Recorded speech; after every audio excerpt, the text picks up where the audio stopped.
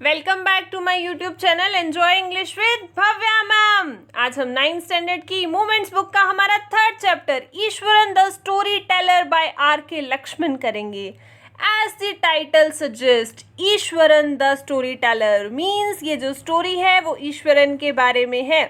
और उसको story teller क्यों बोला गया? क्योंकि उसके अंदर एक आर्ट है, किसकी? स्टोरी टेलिंग की, कहानियों को सुनाने की। वो स्पेशल इफेक्ट्स डालता है, अपनी वॉइस को चेंज करता है, अपनी बॉडी लैंग्वेज का यूज़ करता है ताकि जो लिसनर्स है उसको उसकी स्टोरी क्या लगे, बहुत ही ज़्यादा रियल लगे। और इस चैप्टर में उसकी स्टोरी से कौन अट्रैक्ट होता है? A person whose name is Mahendra. तो राइटर ने क्या किया इस पूरे चैप्टर में? उसकी इसी क्वालिटी को हाईलाइट किया है कि किस तरीके से वो स्टोरी सुनाता है और उसकी स्टोरीज रियल लगने लगती हैं। तो उसकी जो स्टोरी है वो एंटरटेनमेंट है, किसके लिए? महेंद्र के लिए, एज वेल एज हमारे लिए भी। हम भी बहुत एंटरटेन होने वाले हैं, बहुत मजा आने वाला है। Let's begin. Iswaran the story teller. The story was narrated to Ganesh by a young man Mahendra by name. अब ये जो स्टोरी है वॉज नरेटेड टू गणेश का मतलब ये गणेश को सुनाई जा रही है, किसके द्वारा? एक यंग मैन जिसका नाम क्या है? महेंद्र के द्वारा। और ये स्टोरी है किसके बारे में? ईश्वरन के बारे में। Clear? He was a junior supervisor in a firm which offered on hire supervisors at various types of construction sites. अब ये जो महेंद्र है ये कौन है? ये जूनियर सुपरवाइज़र है एक फर्म में, एक कंपनी में। एक ऐसी कंपनी जो क्या करती है? ऑफर्ड ऑन हायर सुपरवाइजर्स, मतलब जो किराए पर सुपरवाइजर्स को रखती है। सुपरवाइजर कौन होता है? सॉर्ट ऑफ ठेकेदार कह सकते हो आप, जो जाके चेकआउट करता है कि एक्टिविटीज़ प्रॉपर हो रही है नहीं हो रही। तो ये जो कंपनी है ये क्या करती है? सुपरवाइजर्स को किराए पे रखती है। उनमें से एक हमारा महेंद्र भी है जो जूनियर सुपरवाइज़र है। ठीक है, अब ये बहुत सारी जो कंपनी है इसकी बहुत सारी कंस्ट्रक्शन साइट्स हैं, जैसे कि फैक्ट्रीज बन रही हैं, कहीं पर ब्रिजेस चल रहे हैं, कहीं पर dams and so on. Mahendra की जॉब क्या होती है? वॉज टू कीप एन आई, सिर्फ एक नज़र रखनी, किस पे? जो भी एक्टिविटीज़ वर्क साइट पे चल रही होती है वहाँ पर। He had to keep moving from place to place every now. अब क्या था कि उसका काम ऐसा था कि उसको जगह जगह मूव करना पड़ता था, कभी कहीं पर कभी कहीं पर। ठीक है, and then as ordered by his head office, जैसे उसके हेड ऑफिस से जो भी ऑर्डर आता है, आपको यहाँ जाना है वहाँ जाना है, वो अकॉर्डिंगली जाता। कहता है from a coal mining area to a railway bridge construction site. Coal mining area से उसको वहाँ जाना पड़ता था जहाँ पर रेलवे ब्रिज बन रहा है। फ्रॉम देयर आफ्टर, उसके बाद कुछ महीने के बाद उसे कहाँ जाना पड़ा? एक केमिकल प्लांट में, which was coming up somewhere. Coming up somewhere मतलब कहीं पर केमिकल प्लांट बनने वाला है, सेटअप होने वाला है, वहाँ पर जाने लगा। तो इट मीन्स क्या था कि उसकी जो जॉब है वो ऐसी थी कि उसको जगह जगह पर जाना पड़ता था। He was a bachelor. His needs were simple and he was able to adjust himself to all kinds of odd conditions.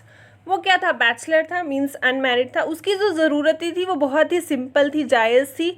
और उसकी जो क्वालिटी थी वो क्या थी कि वो हर कंडीशन में एडजस्ट कर लेता था खुद को, चाहे वो कैसी भी हो, ओड कंडीशंस हो, यानी अपोजिट परिस्थितियाँ हो तब भी वो रह लेता था। एग्जाम्पल के लिए बोलता है whether it was an ill equipped circuit house you can say rest house जो भी उसको प्रोवाइड किया जाता था, चाहे वो इल इक्विप्ड हो, मतलब वहाँ पर पुअर फैसिलिटीज़ हो, फिर भी वो एडजस्ट कर लेता था। या फिर a make shift canvas tent, make shift यानी टेम्परेरी, कैनवस आपको पता है तिरपाल को बोलते हैं, टेंट यू कैन से क्वार्टर। तो जो टेम्परेरी ये कैनवस के क्वार्टर उसको मिलते थे, कहाँ पर? In the middle of a stone query, इसके बीच में भी वो क्या कर लेता था? एडजस्ट कर लेता था। But one asset he had was his cook. वो कहते हैं उसकी एक बहुत ही बड़ी एसेट थी, संपत्ति थी, वो क्या थी? उसका कुक, जिसका नाम क्या है? Eswaran. The cook was quite, cook भी बहुत ज़्यादा अटैच था महेंद्र से और उसको फॉलो करता था। जहाँ पर भी उसकी पोस्टिंग होती थी, जहाँ पर भी उसकी कंपनी उसको भेजती थी, वहाँ पर वो उसके साथ जाता था अनकम्प्लेनिंगली, मतलब बिना कोई कंप्लेन किए वो उसके साथ चल पड़ता था। ही कुकड फॉर महेंद्र, वो महेंद्र के लिए खाना बनाता था। वॉश्ड हिज क्लोथ्स, उसके कपड़ों को धोता था। Chatted away with his master at night, और रात को अपने मास्टर के साथ गप्पे शप्पे भी मारता था। He could weave out endless stories, और मैंने आपको पहले ही बताया कि उसकी मेन कैरेक्टरिस्टिक क्या थी कि एंडलेस स्टोरी वो क्या करता था? वीव करता था, बुनता था, ना खत्म होने वाली कहानियाँ सुनाया जाता था। एंड एनिक्डोट्स, एनिक्डोट्स किसको बोलते हैं? शॉर्ट इंटरेस्टिंग स्टोरीज को बोलते हैं। ऑन वेरियस सब्जेक्ट्स, यानी डिफरेंट सब्जेक्ट्स के ऊपर छोटी छोटी इंटरेस्टिंग स्टोरीज वो वीव करता था। Iswaran also had an amazing capacity to produce. एक और क्वालिटी भी थी ईश्वरन की, वो क्या थी, एक अमेजिंग क्या था कि वो वेजिटेबल्स और जो भी कुकिंग के लिए सामान चाहिए होता है उसको प्रोड्यूस कर लेता था। प्रोड्यूस का मतलब ये नहीं कि उगाता था, उसको प्रेजेंट कर लेता था, उसको अरेंज करता था। कैसे? सीमिंग आउट ऑफ नोवेयर, ऐसे लगता था जो कहीं पर मिलेगा ही नहीं। क्यों? क्योंकि जहाँ पर उनकी पोस्टिंग होती थी कई बार वो ऐसी जगह पे होते थे, कहाँ पर, in the middle of a desolate landscape. Desolate यानी जहाँ पर कोई दूर दूर तक बंदा दिखाई नहीं दे रहा होता, अनइनहेबिटेड यू कैन से। तो उनके बीच में, एक ऐसे लैंडस्केप के बीच में जहाँ पर दूर दूर तक माइल्स तक कोई शॉप नज़र नहीं आती, ऐसे लगता है यहाँ कुछ भी नहीं मिलेगा, वहाँ पर भी ये ईश्वरन फूड या वेजिटेबल्स और कुकिंग इंग्रेडिएंट्स जो है वो अरेंज कर लेता था। He would miraculously conjure up the most delicious dishes which made with fresh vegetables within an hour of arriving at the Jing Sheet shelter at the new workplace। और ये क्या करता था? miraculously, ऐसे लगता था जादू से वो क्या कर लेता है? कंजर अप का मतलब होता है इकट्ठा करना, इकट्ठे कर लेता है क्या? सबसे ज़्यादा जो डिलीशियस डिशेस होती थी, किससे बना के? फ्रेश वेजिटेबल से बनी हुई। 1 घंटे के अंदर अंदर जिस भी नए वर्क प्लेस पे वो पहुंचते थे, और वर्क प्लेस जहाँ पर वो गए होते थे वो किससे बना होता था? जिंक शीट शेल्टर, यानी एक ऐसी जगह जिसकी जो छत है, जिसकी जो रूफ है वो किससे बनी हुई है? मेटालिक शीट से बनी हुई है। नई जगह पर कोई भी ऐसी जगह, नई जगह जो कैसे बनी हुई है? रूफ से बनी हुई, जिसकी रूफ मेटालिक शीट से बनी हुई है, वहाँ पर पहुंचते ही 1 घंटे के अंदर अंदर वो miraculously delicious dishes made with fresh vegetables को अरेंज कर लेता था। Mahindra would be up early in the morning. अब वो अपनी रूटीन बताता है। वो कहता है महेंद्रा सुबह जल्दी उठता था और फिर leave for work after breakfast, breakfast करने के बाद अपने काम पर निकल जाता था। Carrying some prepared food with him, और उसके साथ बना हुआ खाना भी ले जाता था। अब महेंद्रा तो चला गया, पीछे से ईश्वरन क्या करता था? सबसे पहले तो टाइडी अप द शेड, मतलब शेड यानी लिविंग प्लेस, उसका टाइडी अप यानी क्लीन करना, उसको समेटना। तो जो भी उसका लिविंग प्लेस जहाँ पर भी वो होते थे उसको क्लीन करता था, फिर कपड़े धोता था, फिर हैव अ लेजरी बाथ, फिर एक आराम से नाइस बाथ लेता था। कैसे? Pouring several buckets of water over his head, काफ़ी सारे बकेट पानी के अपने सिर के ऊपर डालता था, और जब डाल रहा होता था तो साथ साथ muttering a prayer all the while, साथ साथ वो क्या करता था? प्रेयर गाता रहता था, बुदबुदाता रहता था।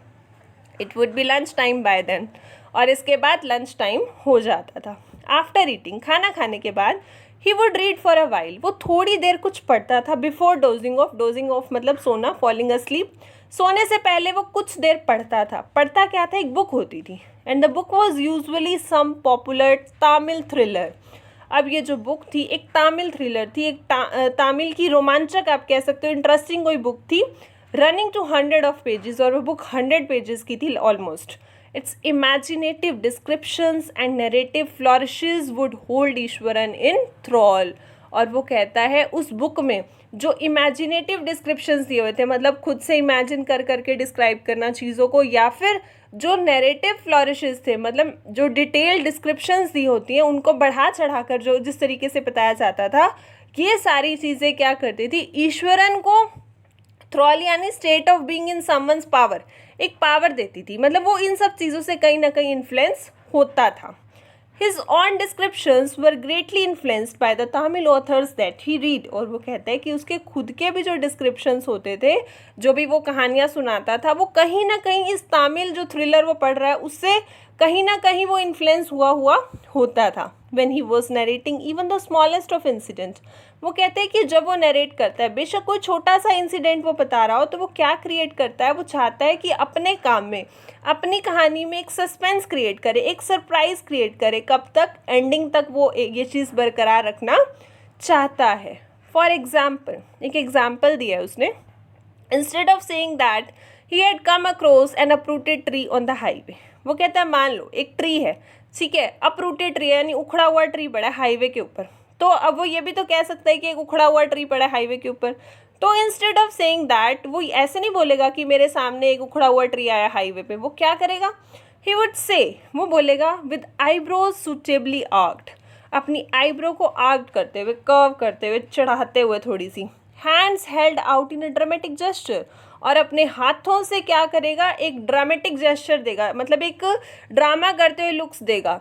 लुक देगा, अपने हाथ को फैला लेगा और क्या बोलेगा, देखो द रोड वॉज डेजर्टेड, कि जो रोड थी वो क्या थी, बिल्कुल ही सुनसान थी। एंड आई वॉज अलोन, और मैं बिल्कुल अकेला था। सडनली आई स्पॉटेड समथिंग, वो कहते हैं एकदम से मेरी नज़र पड़ी किसी चीज़ के ऊपर, दैट लुक लाइक, जो कैसे लग रही थी, एक इनॉर्मस बुशी बीस्ट की तरह। इनॉर्मस यानी बहुत ही विशाल, और बुशी बीस्ट कौन सा होता है, एक ऐसा जानवर जो गुच्छेदार, जिसके बाल होते हैं जैसे मुड़े मुड़े से, वैसे।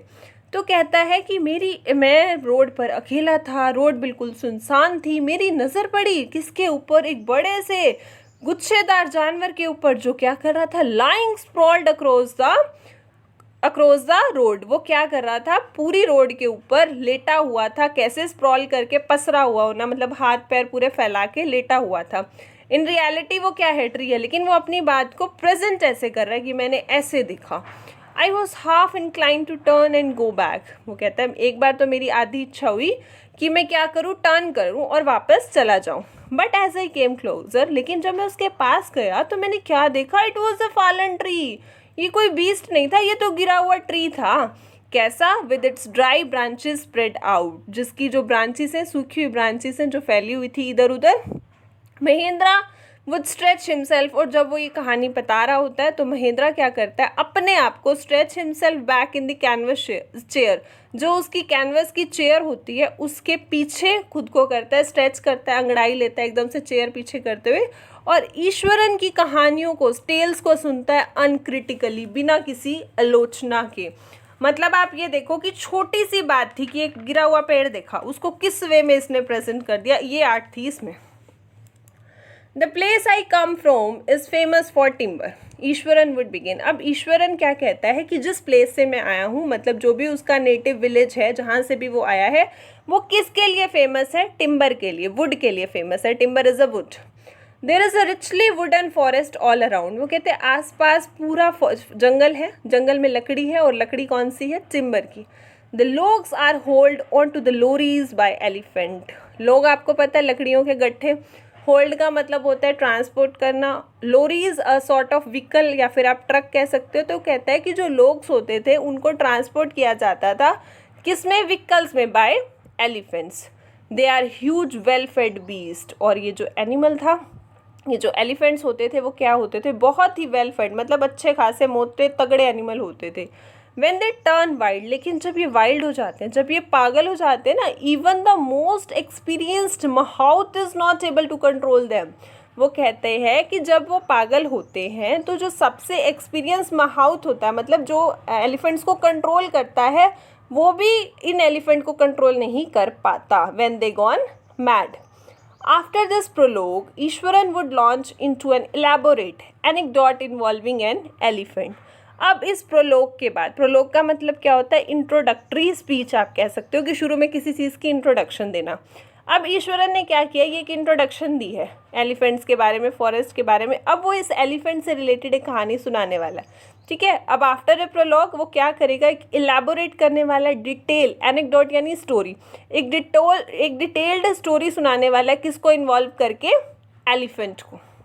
अब कहानी क्या है एलिफेंट को लेके, वो कहता है one day a tusker escaped from the timber yard and began to roam about. Tusker is a elephant. एक बार क्या हुआ, एक टस्कर जो है वो भाग गया, कहाँ से, टिम्बर यार्ड से। ईश्वरन की कहानी शुरू हो चुकी है। And began to roam about, और वो क्या कर रहा था, रोम कर रहा था, मूव कर रहा था इधर उधर। स्टैम्पिंग ऑन बुशेस, स्टैम्पिंग का मतलब होता है कि एकदम से ज़ोर से हिट करना किसी चीज़ को, यानी क्रश कर रहा था वो क्या, बुशेस को, झाड़ियों को। Tearing up wild creepers, creepers बेलों को बोलते हैं, और जो जंगली बेलें थी उनको भी टीयर कर रहा था, तोड़ रहा था। And breaking branches at will, और जो ब्रांचेस थी उनको भी तोड़ता हुआ भाग रहा था। वो कहाँ से, टिम्बर यार्ड से, ठीक है। You know sir how an elephant behaves when it goes mad, sir आप तो जानते ही होंगे कि एलिफेंट कैसे बिहेव करता है जब वो पागल हो जाता है। Iswaran would get so caught up in the excitement of his own story. अब ईश्वरन की क्या क्वालिटी थी कि वो अपनी ही स्टोरी में एक्साइटमेंट क्रिएट करने की कोशिश करता था, और उसमें इतना ज़्यादा इन्वॉल्व हो जाता था कि वो क्या करता है, that he would get up from the floor and jump about, stamping his feet in emulation of the mad elephant. Means अब उसने क्या किया, वो एकदम से खड़ा हो गया, ठीक है, कहाँ से, फ्लोर से, और फ्लोर से खड़ा होने के बाद उसने स्टैम्पिंग हिज फीट, एकदम से अपने पैर को पटकते हुए उसने जंप किया. कैसे, इन इम्यूलेशन, इम्यूलेशन का मतलब होता है कॉपी करना, मतलब एक पागल जो एलिफेंट होता है उसकी कॉपी करते हुए पैर को पटकते हुए फ्लोर से उठ के कूद पड़ा, ताकि उसकी स्टोरी में एक्साइटमेंट क्रिएट हो, लोगों को दिखाने के लिए कि रियल में जो मैड एलिफेंट है वो कैसे बिहेव करता है. The elephant reach the outskirts of our town. अब वो कहता है कि जो एलिफेंट था ना वो कहाँ पर पहुँच गया, हमारे टाउन के आउटर एरिया में पहुँच गया. ब्रेकिंग द फेंसेस, उसने सारी फेंसेस तोड़ दी, ऐसे जैसे कि कोई माचिस की तीलियाँ तोड़ रहा हो.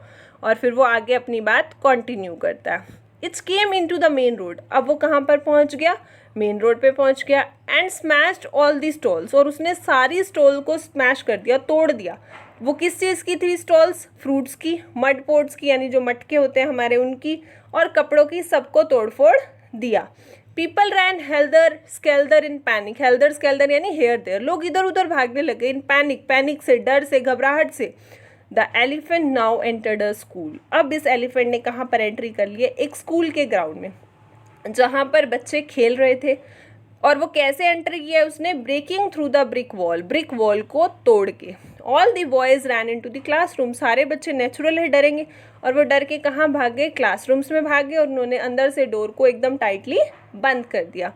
The beast granted. और ये जो जानवर था वो ग्रंट कर रहा था, गुर्रा रहा था, चिंगाड़ रहा था, एक लाउड सी नॉइस क्रिएट कर रहा था. एंड वॉन्डर्ड अबाउट, और इधर उधर घूम रहा था, भटक रहा था. पुलिंग आउट द, उसने क्या किया, जो फुटबॉल गोल पोस्ट थी उसको पुल आउट कर दिया, मतलब तोड़ दिया बिल्कुल. और इसके अलावा जो वॉलीबॉल की नेट थी वो नेट भी फाड़ दी. Kicking and flattening the drum cap for water. और वहाँ पर जो ड्रम रखा हुआ था पानी का उसको किक किया, उसमें किक मारी, पैर मारा, और उसको फ्लैटन कर दिया, बिल्कुल पिचका दिया उस ड्रम को. एंड अप्रूटिंग द श्रब्स, और जितनी भी श्रब्स थे, प्लांट्स थे, उन सबको भी उखाड़ दिया. मीनवाइल ऑल द टीचर्स, इस दौरान क्या हुआ कि सारी टीचर्स जो है वो भी कहाँ पर चढ़ गई, स्कूल बिल्डिंग के टेरेस पे चढ़ गई, जहाँ पर खड़े होके वो सारे टीचर हेल्पलेसली, मतलब वो कुछ कर तो सकते नहीं थे, देख रहे थे किसको, the depredations of the elephant. Depredation you can say the attack of the elephant. There was not a soul below on the ground. और ग्राउंड के ऊपर एक सोल भी नहीं थी, एक सिंगल पर्सन भी नहीं था. The streets were empty. Street बिल्कुल खाली थी. As if the inhabitants of the entire town had suddenly disappeared. ऐसे लग रहा था कि पूरे टाउन में रहने वाले जो भी इनहेबिटेंट्स हैं, लोग हैं, वो सडनली क्या हो गए हैं, डिसअपियर हो गए हैं. I was studying in the junior class at that time. अब ईश्वरन कहता है कि उस टाइम पर मैं किसी जूनियर क्लास में पढ़ता था, और मैं ये सारा ड्रामा मैं भी देख रहा था रूफ टॉप से, रूफ की छत से. आई डू नॉट, मेरे को नहीं पता एकदम से मेरे ऊपर क्या आ गया. मैंने क्या किया, आई ग्रैब्ड अ केन. मैंने, केन यानी होता है स्टिक, ग्रैब होता है लेना. मैंने एक टीचर के हाथ में से वो स्टिक ली, और मैं सीधा स्टेयर से नीचे उतरा, एंड टू द ओपन, और ओपन में आ गया, ग्राउंड में आ गया. अब जब वो नीचे आया तो एलिफेंट ग्रंटेड. एलिफेंट जो था फिर से चिंघाड़ा, उसने फिर से लाउड नॉइज की. And menacingly swung a branch of tree which it held in its trunk. और उसने क्या किया, उसके ट्रंक में, उसकी सूंड में उसने क्या पकड़ा हुआ था, एक ट्री की ब्रांच पकड़ी हुई थी, उसको क्या किया, स्वंग किया, उस ब्रांच ऑफ ट्री को पूरा घुमा दिया. किस लिए, डराने के लिए. फिर उसने क्या किया, इट स्टैम्प्ड इट फीट. उसने अपने फीट को जोर से पटका. Kicking up a lot of mud and dust, जिसकी वजह से बहुत सारी मिट्टी, बहुत सारी धूल उड़ी. और वो ये सब चीज़ें क्यों कर रहा था, ताकि हम डरें. And it look frightening, no doubt डर लग भी रहा था उसकी इस तरीके की मूवमेंट्स को देख के. बट लेकिन फिर भी I moved slowly towards it. मैं धीरे धीरे उसकी तरफ मूव किया, stick in my hand. People were watching the scene.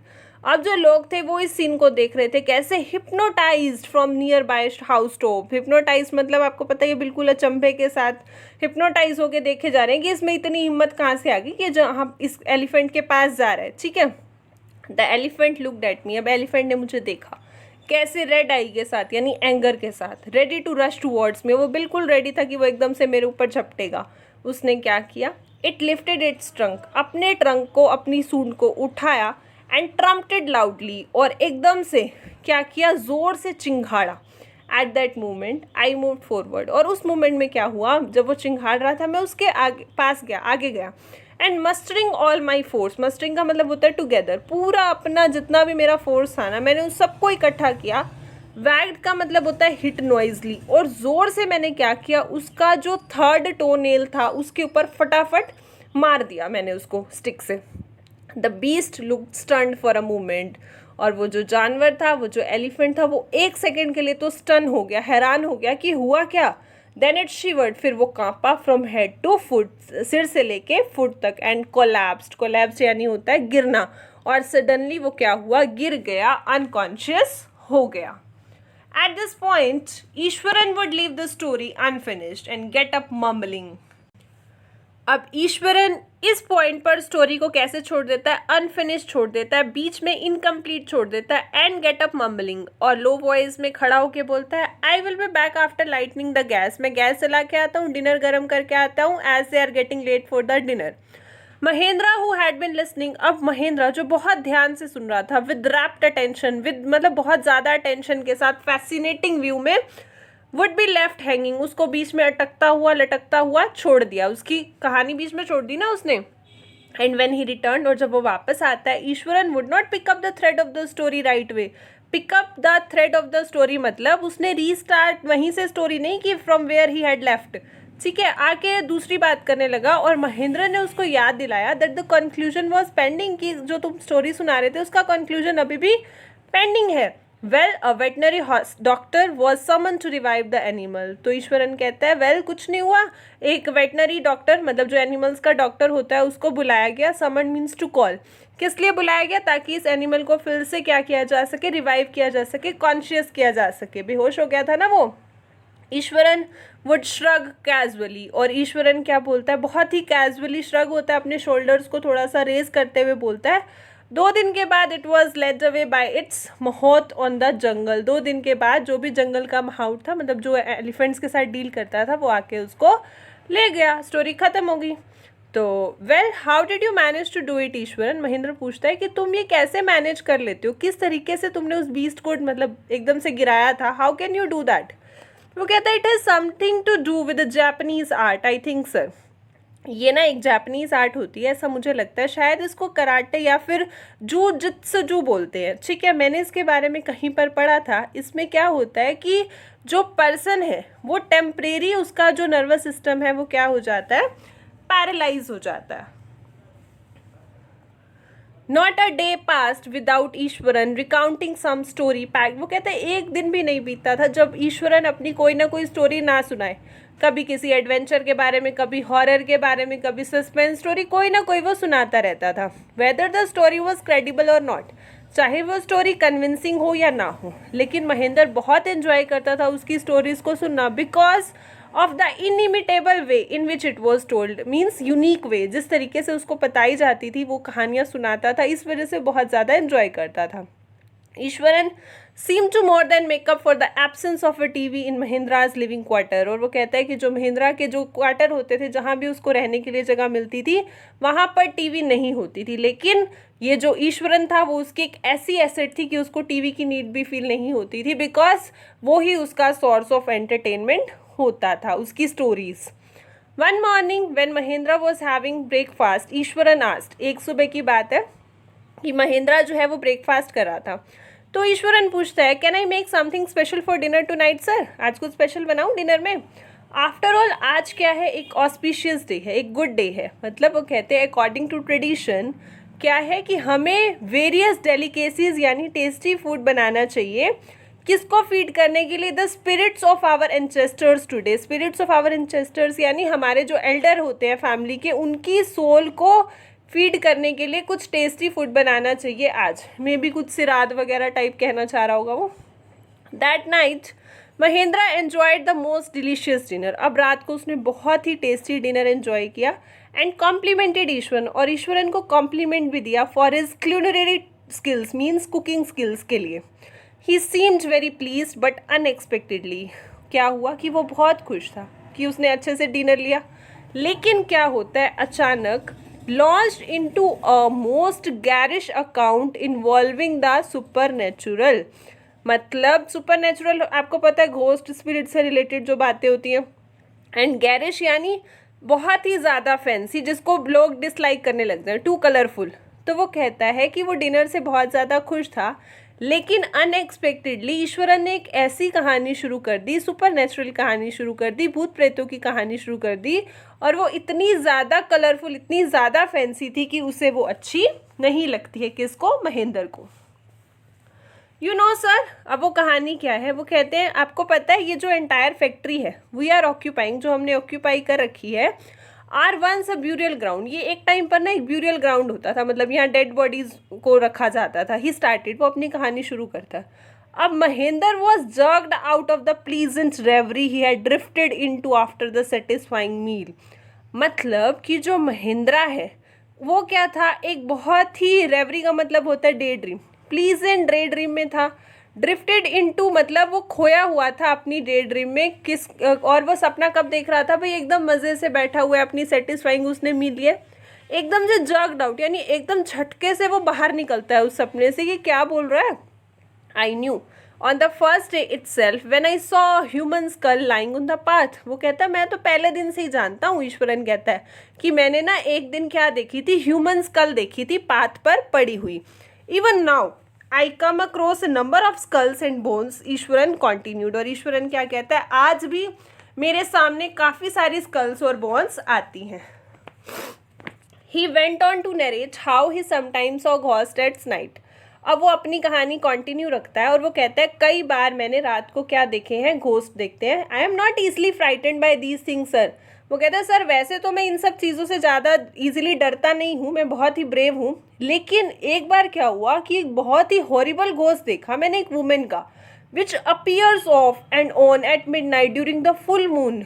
एक मैंने क्या देखा, हॉरिबल घोस्ट देखा एक वुमेन का। कब?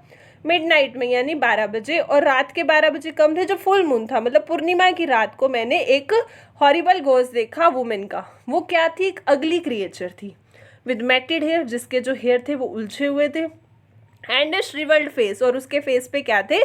रिंकल्स थे। Like a skeleton holding a foetus in its arms, और उसने अपने हाथ में एक फॉयटस पकड़ा हुआ था, यानी अनबॉर्न बेबी पकड़ा हुआ था, जो ऐसे लग रहा था जैसे कि क्या हो, स्केलेटन हो। Mahindra शिवर्ड at the description. Mahindra जो है इस डिस्क्रिप्शन को सुन के बहुत बुरी तरह से कांप जाता है, एंड इंटरप्टेड रादर शार्पली, और वो इंटरप्ट करता है उसको एकदम से। यू आर क्रेजी ईश्वरन, पागल हो क्या तुम? There are no such things as ghost और स्पिरिट। इस तरीके की कोई चीज़ें नहीं होती हैं। It is all a figment of your imagination. ये सिर्फ तुम्हारी जो इमेजिनेशन है ना उसकी प्रोडक्शन है, रियलिटी में ऐसा कुछ नहीं होता है। जाके ना अपना डाइजेस्टिव सिस्टम एग्जामिन करा के या चेक करा के, और हो सके तो ना अपना सिर भी जाके चेक करा लियो। You are talking nonsense. कैसी नॉनसेंस बातें कर रहा है?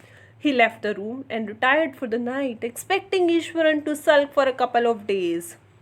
अब क्या होता है कि वो कमरे से चला जाता है, और ईश्वरन और जो महेंद्रन है वो क्या सोचता है कि अब ये जो ईश्वरन है ये सल्क हो जाएगा, साइलेंट हो जाएगा for a couple of days, काफ़ी दिनों के लिए, और ये नाराज़ रहेगा, बात नहीं करेगा। लेकिन अगली सुबह क्या होता है? ही वॉज सरप्राइज, वो सरप्राइज हो जाता है ये देख के कि ये जो कुक है अभी भी वैसे ही चीयरफुल है, उतना ही टॉकेटिव है जैसे वो पहले होता था। From that day on Mahendra for all his brave talk went to bed with a certain unease. उस दिन से क्या हुआ कि महेंद्रा हालांकि ब्रेवरी वाली बातें तो करता था, लेकिन जब बेड पे सोने के लिए जाता था तो उसके अंदर कहीं ना कहीं अनईजीनेस रहती थी। एवरी नाइट, रोज रात को, he peered into the darkness outside through the window next to his bed, trying to make sure that there was no movement of dark shapes in the vicinity.